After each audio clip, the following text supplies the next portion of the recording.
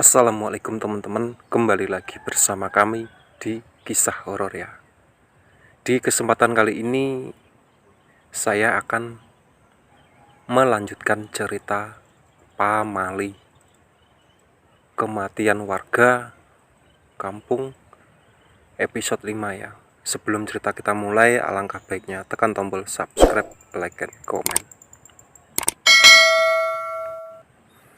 Kabar kalau Bapak mampu menyembuhkan orang sakit tersebar kemana-mana. Rumahku semakin hari semakin ramai oleh tamu yang berobat ke Bapak. Profesi Bapak berubah jadi tukang mainan menjadi seorang tabib yang mengobati segala macam penyakit. Bapak tidak pernah mematok tarif untuk jasa pengobatannya. Orang-orang memberi imbalan semampu mereka.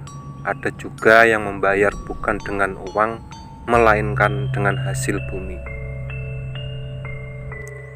Gabah di rumahku penuh, buah-buahan tidak termakan saking banyaknya. Ibuku gemukan karena dapat asupan gizi yang baik. Kalau biasanya keluarga kami makan daging ayam sebulan sekali, semenjak Bapak banyak uang, kami makan apapun yang kami mau. Bapak juga memperluas beranda rumah agar orang-orang bisa mengantri dengan nyaman. Setiap hari setidaknya 100 orang lebih datang ke rumah untuk berobat. Semua yang diobati Bapak pasti sembuh. Kebanyakan dari mereka terserang ilmu santet, pelet, dan ketempelan jin jahat. Hanya dengan satu semburan air saja, semua penyakit sembuh total. Semua berjalan dengan baik. Pada suatu hari, ada seorang warga kampung yang bernama Pak Darsoni yang berobat ke Bapak. Katanya sudah 2 hari ini dia demam dan tidak sembuh-sembuh sekalipun minum obat. Pak Abu, aku heran sama penyakitku ini.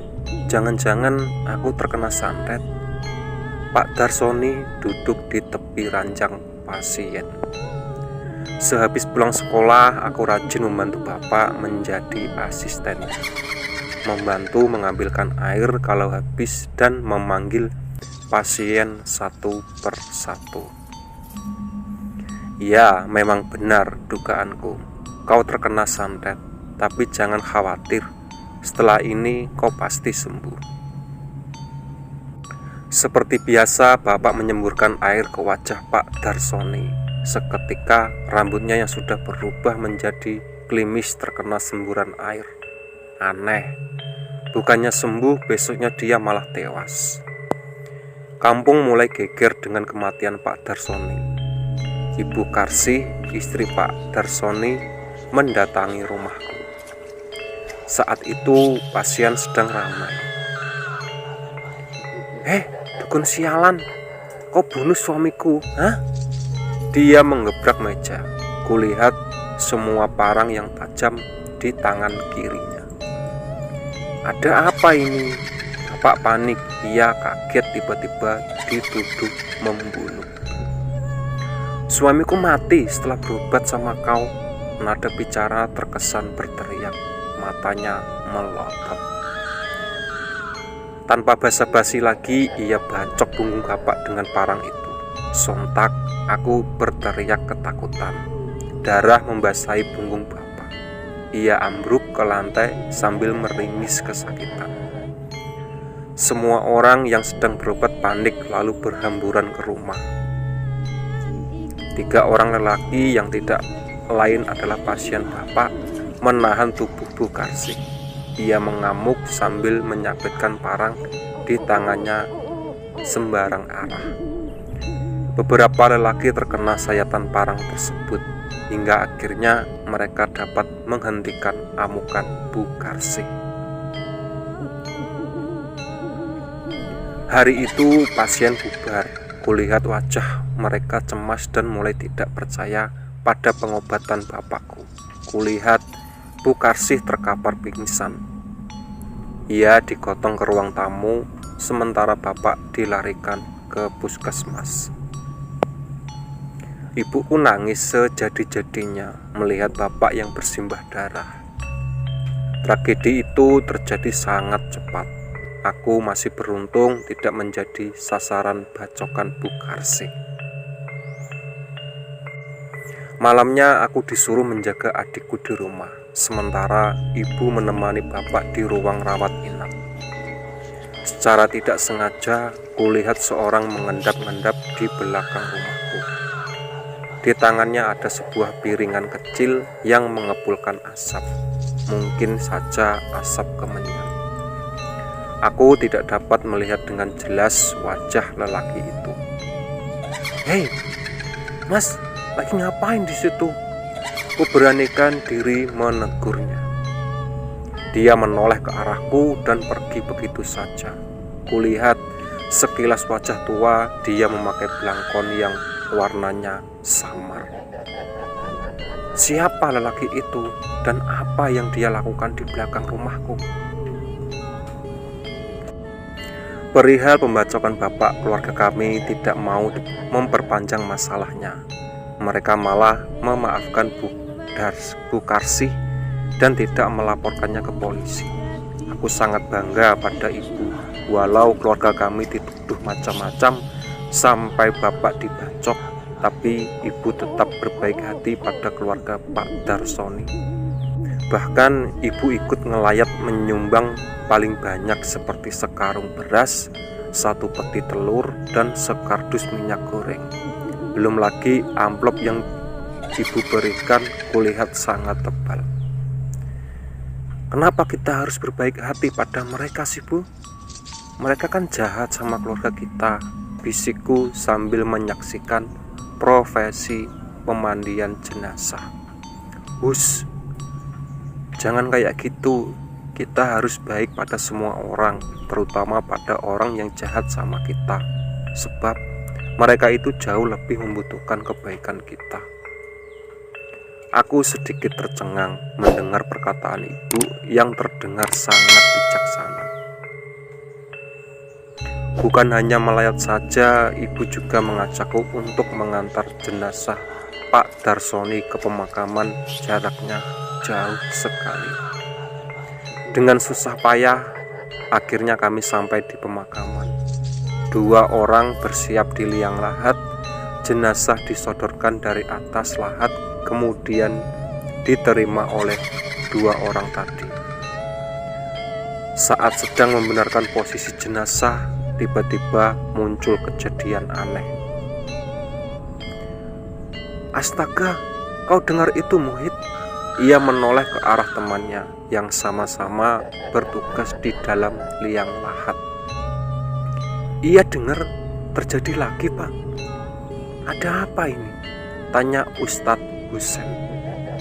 "Biasa, Pak, ada dentuman keras di liang kubur, kayak suara palu dibentur-bentur ke tanah." "Astagfirullah," ucap Ustadz Husen. Kulihat Bu Karsih kembali terisak menyaksikan keanehan itu. Ustadz Husen mendekatkan telinganya ke liang lahat. Dia mengelus dada. Benar saja terdengar suara dentuman keras seperti sebuah palu. Aku coba-coba ikut mendengarkan suara itu, mengerikan sekali. "Ya sudah, cepat azani lalu dikubur." "Moh aku, Pak Ustadz," jawab Muhid. Ustadz Husen berdecak kesal. "Anaknya ada?" "Kami tidak punya anak, Pak," ujar Bu Karsih sambil menyeka air mata. "Baiklah, biar aku saja." Ustadz Husen mengalah juga. Dia turun ke dalam liang lahat. Memang sering terjadi seperti itu kalau ada jenazah baru dikubur. Pasti dari dalam liang lahat ada suara dentuman keras. Entah apa yang terjadi di bawah tanah. Dulu aku sering berpikir pasti malaikat sedang menyiapkan pukulan terbaiknya untuk menyiksa jenazah. Tapi sekarang setelah aku banyak membaca ilmu alam, bisa jadi hal itu disebabkan gejala alam saja. Sayangnya, aku belum bisa membuktikan kebenarannya. Setelah kematian Pak Darsoni, musibah mulai menimpa keluargaku. Beberapa pasien yang berobat ke Bapak meninggal satu persatu. Mereka tidak semua, tapi sudah ada 5 orang meninggal setelah mengunjungi pengobatan Bapak. Aku heran, kenapa hal ini bisa terjadi? Orang-orang kampung berdemo di depan rumahku, minta agar praktek pengobatannya dihentikan. Apa kita tutup saja pengobatannya, Pak? Tanya ibu. Aku tidak tahu, Bu. Kalau ditutup, bagaimana lagi aku menafkahi keluarga?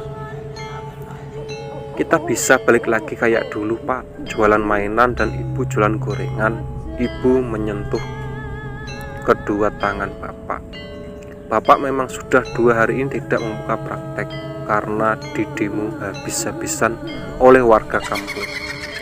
Mereka tidak bisa menuntut Bapak karena tidak ada bukti yang kuat. Tapi warga yakin kalau Bapak adalah biang keroknya.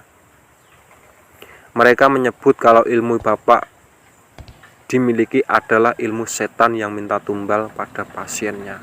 Namun, aku yakin bukan Bapak pelaku pembunuhannya.